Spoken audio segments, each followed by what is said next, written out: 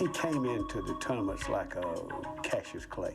And Roger said, well, I don't care what Ray thinks, I'm going. I hate to say anything about a dead man, but he was wrong. There was some finagling going on between the governor, the county sheriff, and some other law enforcement people. And I said, don't you worry about this thing. I know you're concerned about this. He said, no, we're not concerned. We're having a heart attack.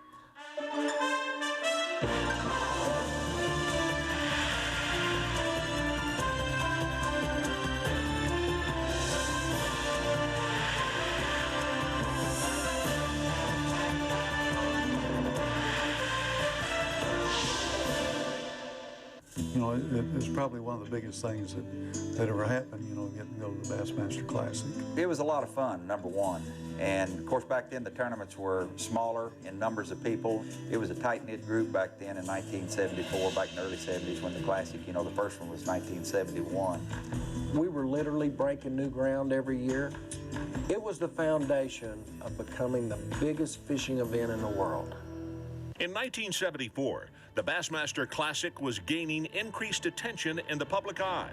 And with the growing prominence of bass fishing came new sponsorship opportunities.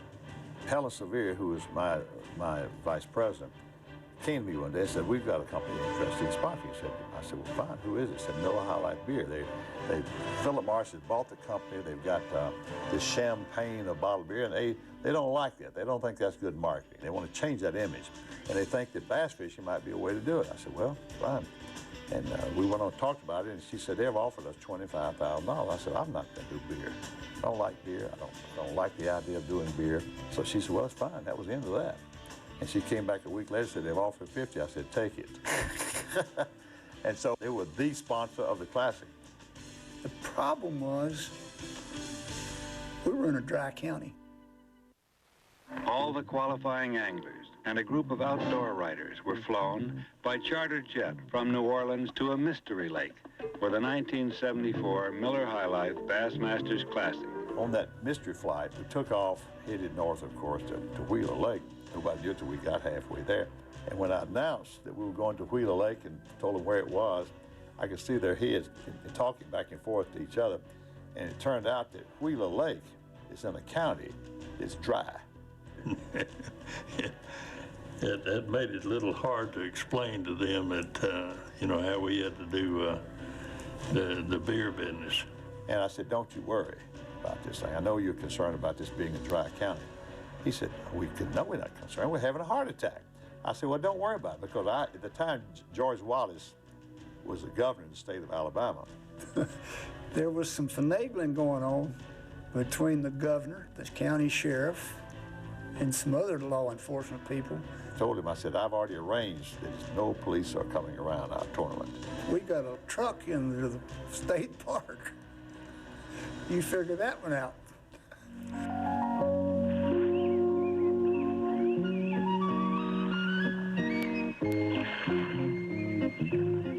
Introducing Bill Dance of Memphis, Tennessee, bass angler extraordinary. He was the first superstar of professional bass fishing, winning 7 titles in the first 16 tournaments and far outdistancing all the other anglers in total tournament points. He's been Bass Angler of the Year more often than any other man. He was named Bass Angler of the Year again this year. I'm grateful to my wife, Diane, who I love, and she loves me and lets me fish. Thank you very, very much. Angler of the Year is really an honor. It's not just one tournament like a Classic. The Angler of the Year was a title that was the most of the pros sought. Your peers admired it more. It means a lot to win that Angler of the Year. But it's also a kiss of death.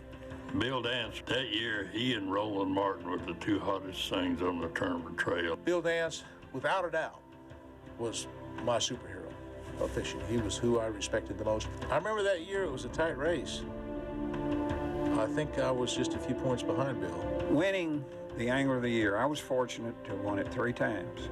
And to me, it was more prestigious to win that than it is the Classic, although I would have loved to have won the Classic. Naturally, I mean, you pick favorites in any Classic, and if somebody's riding the momentum from being Angler of the Year, they're going to be picked among one of the favorites. In other words, if you win the Angler of the Year, you got a good shot at winning the Classic.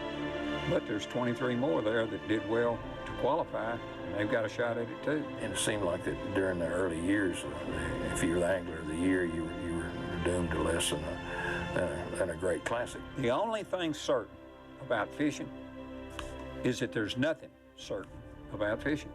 Quitting time finds me thoroughly discouraged. Still looking for the right spot and the right lure, for the right pattern of fishing. For me, Joe Wheeler Lake is still a mystery. If there is any luck in angling, this is my unlucky day. Up next on Bassmaster Classic Yearbook. Joe Wheeler, yes, Joe Wheeler. I don't know who he was, but he had to be a tough dude, because his lake was. Of course, if I remember, Roland caught 2 bass the first day that were in the 6-pound range. But I looked at it and I said, well, you know, he's got 12, 13 pounds. He's got a little bit of a lead, but he only caught 2 fish. I mean, a guy only catches 2 fish, he could have problems.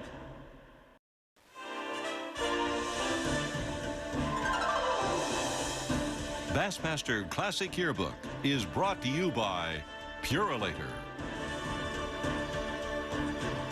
MotorGuide,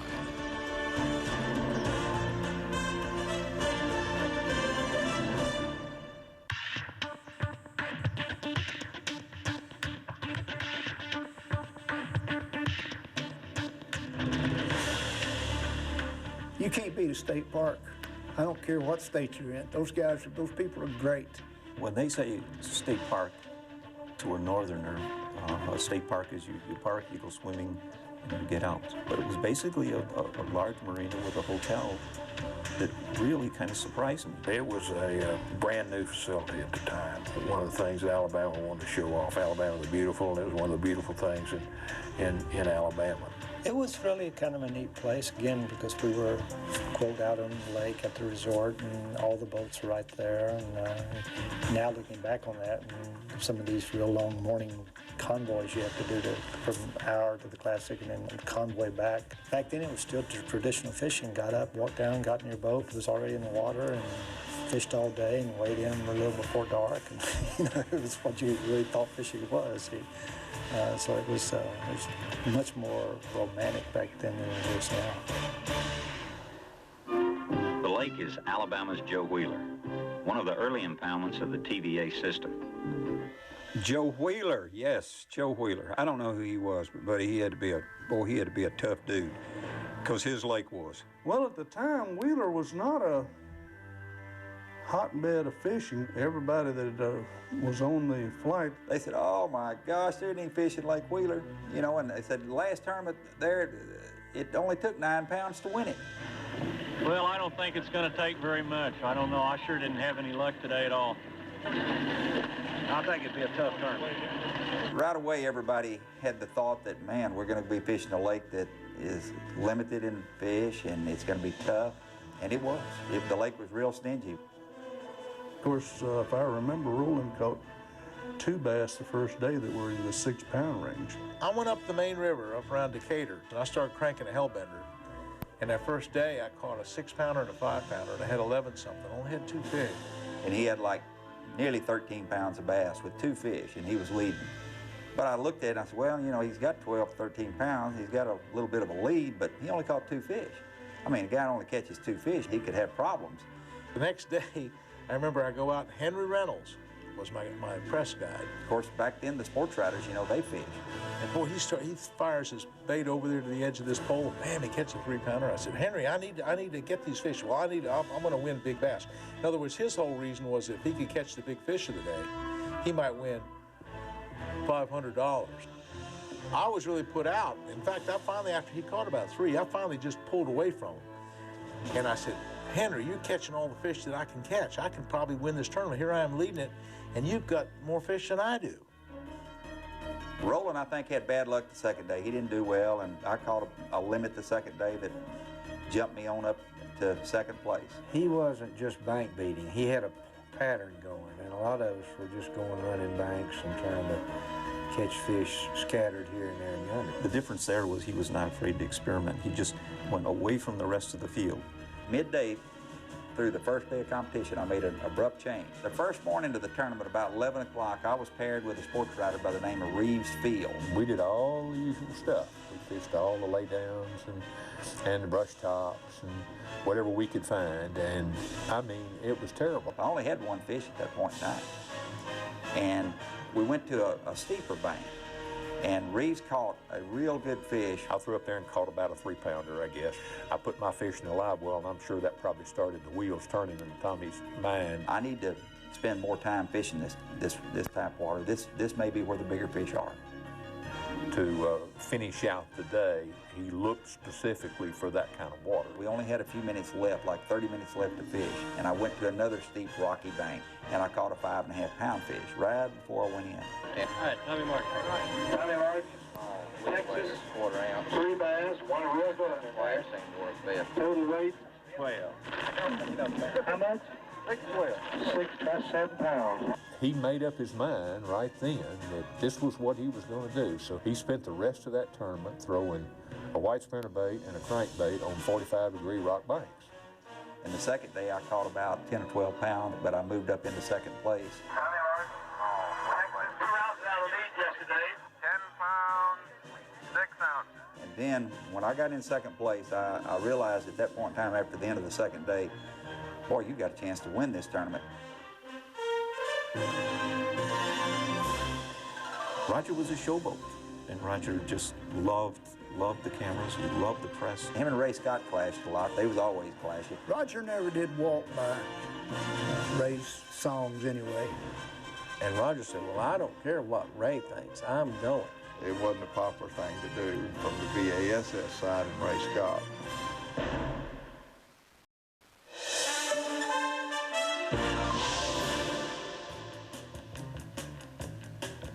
Roger Moore, he came into the tournaments like a Cassius Clay. The bright star of this weigh-in is Roger Moore, who managed to do what the rest of us were trying to do, come from behind and take a long, long lead.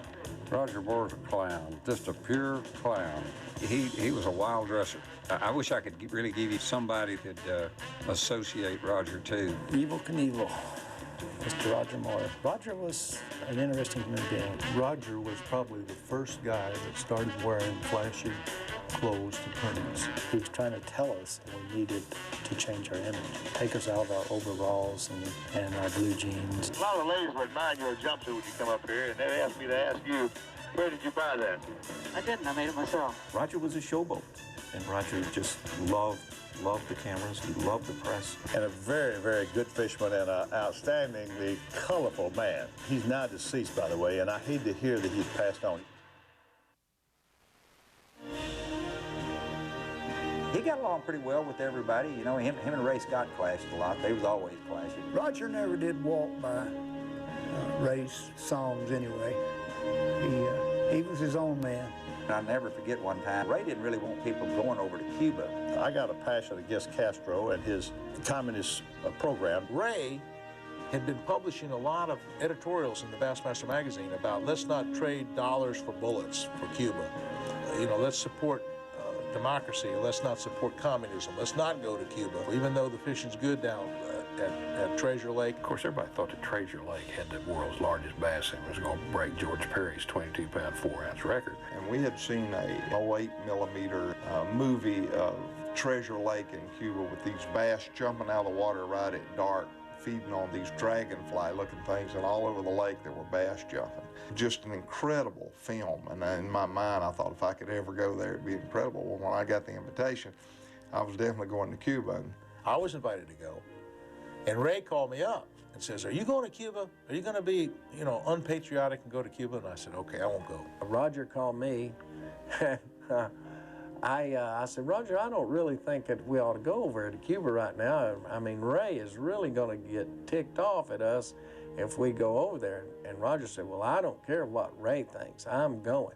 It wasn't a popular thing to do from the BASS side and Ray Scott. Several other guys went, and we had a great time. When Roger came back, he came to the first tournament with a Castro fatigue outfit on. Green fatigues and his little Castro hat. Cute little hat that Castro let him have, I'm sure, when you're down there fishing. Now this inflamed Ray to the point that, first of all, he'd ask everybody not to go to Cuba. Here comes Roger Moore dressed up in this ludicrous Castro uniform to the next tournament, and boy, did they have words. I hate to say anything about it, did man, but he was wrong. I would not have expected that of anybody, but out of Roger Moore, it was not a total surprise. I think Ray just kind of mentioned to him, Roger, I don't know if it's ever occurred to you, but I could whip your honey, and I think it got to that point. I don't remember losing his sleep over that. Roger was always a profound innovator in whether it be a philosophy, an idea, a position. And it didn't make it. It's just a free country. He can wear anything he wants. He can come on there without any clothes if he likes. That's great. It looked like they're all alive the way they kick it. 13 pounds, 7 ounces, ladies and gentlemen. Let's give him a good hand. That's the largest catch of the tournament. Roger really had a good chance to win that one. He was doing well. He was catching smaller fish, but he was in the lead. Once it's calculated, the weights go up there. You think if you were as much as 6 pounds in front, you think you'd feel confident? I never feel confident. I mean, I'm going out tomorrow and figure that I got to catch another stringer. I got to get another limit tomorrow. Anytime you get to thinking about something, you know, and your thoughts are, boy, I can win this tournament, you know, it puts pressure on you. Well, tonight, when you lay there trying to go sleep, you could be wondering what you were doing if they weren't doing. And what do you mean sleep? I'm going to have about 6 beers and go to bed. Believe it or not, that guy stayed up all night that night. He didn't even sleep. He was walking around and around that motel. Everybody saw him all night long. He's what I call a junk fisherman. He fished a little bit of everything and small baits and things. Roger's fish, as I recall, we didn't have much size to them, and Tommy was catching the better fish. I'll always remember fishing against Roger in that particular tournament because he was my main competition.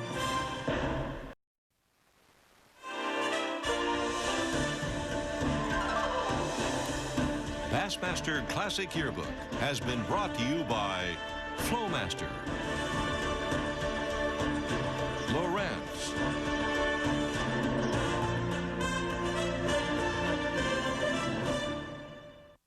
Between moonset and sunrise, we gather on the third and final day. A few with high hopes, the rest of us going out in sheer desperation. Roger Moore is so far out in front that even a fair day's catch should let him win. And he starts right off with action. Roger was doing well. He's what I call a junk fisherman. He fished a little bit of everything and small baits and things. Roger's fish, as I recall, we didn't have much size to them, and Tommy was catching the better fish. I'll always remember fishing against Roger in that particular tournament because he was my main competition. But it was real exciting as a rookie to go there. Tommy was new to the Bassmaster tournament trail circuit. He had started his bass fishing career as a guide on Sam Rayburn and Toledo Bend. Back then, Toledo Bend was the lake to be from. If you're going to be a guide and be a tournament angler, you know, there's no better combination than guide every day on Toledo Bend and then go fish the tournaments, because that gives you 365 days of fishing. After I started guiding a while, I said, shoot, if I can catch this many fish, surely I can do well in these tournaments. And I wanted to fish bass. I knew then. I was already a member of Bass. I got the magazine, but I felt like that I needed training in these smaller tournaments. And I wanted to fish a lot of those tournaments and learn as much as I could about competition before I went to what I call the big leagues, which was the Bass Angler Sportsman Society. I won a Project Sports. The first one I ever won was in June of about 1971 or 2. Project Sports was not a small organization. They ran a big tournament organization, big national tournaments, had their own magazine. And so Tommy had established himself very well with Project Sports before he started fishing BASS. Tommy was the first guy from Texas that I really admired. I admired the way he fished and how hard he fished, and admired his ethics. I kind of trained from 68 to 74 before I started fishing bass. That's 6 years that I was in training or going to college or to become a professional bass fisherman, whatever you want to call it. That's what I was doing, preparing to fish the tournament trail. Tommy had a lot of talent and a lot of will to win. You know, when you show up there lacing your tennis shoes up with what we call, quote, unquote, the big boys, Tommy made us stand up and take notice. He attracted attention by winning the Arkansas Invitational at Beaver Lake. Well, it boosted my confidence level to come up and win that tournament and beat guys like Bill Danson, Tom Mann was there, Bobby Murray was there, Billy Westmoreland was there. I mean, all the guys that I'd read about for years and years were at that tournament, and guys that I, didn't think I could beat when I went there. But after I beat them one time, then I said, well, I can beat these guys. They're human too. They make mistakes. They don't always catch them. Tommy's confidence and commitment to his pattern paid off on the final day with the heaviest stringer of the tournament. Roger Moore stuck with a routine that put him in first place, but the fish were not there to catch that much-needed limit to ensure victory. Roger Moore's total is 29 pounds 1 ounce. Oh, he's got 15 or better. Tommy Martin's great catch gives him a total of 33 pounds 1 ounce, and he wins the tournament. It was really a blessing to win that Classic the first year because it set the stage for me to really get a number of sponsors and to get established in professional fishing. And it sort of just launched my career. In an effort to give something back to bass resources and the bass fishing, some individuals came up with the idea to form the Bass Research Foundation. The Bass Research Foundation was a deal I put together to do just what the name would imply, to do specific research on the black bass. The Bass Research Foundation was really getting off the ground about that time, and we were trying to figure out a way to do something for our sport, put something back. They did a wonderful job in those early years, and they focused public attention on the need for these bass projects. You can do things to change a lake and make it better.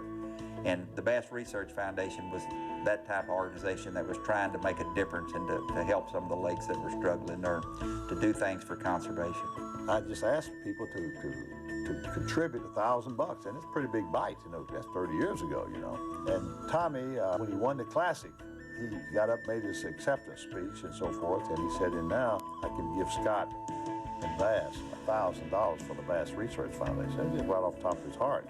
Tommy took the $1,000 out of his pocket because it was, the traditional 6-foot-long check and so forth. He took the $1,000 out of his pocket. I'm not too sure if that really came out of his pocket. I'm still thinking Ray Scott had something to do with that. That's almost as much as tithe, and that would have meant a lot for Tommy Martin to give $1,000 to Bass Research. I realized the importance of putting something back in these lakes that we use, so I didn't mind giving $1,000, but it was a lot of money then. I guess another reason I was just so happy to win the $15,000. $1,000 didn't seem like that much. That donation meant a lot to the Bass Research Foundation, and other guys, he just kind of set the standard, and other guys made a lot of contributions to that through the years. Another classic reaction from a classic guy. Tommy, great victory, really great. Ninth, first day, second yesterday, and today the 1974 Miller High Life champion. I'd like to present this trophy. This has been a presentation of ESPN, the worldwide leader in sports.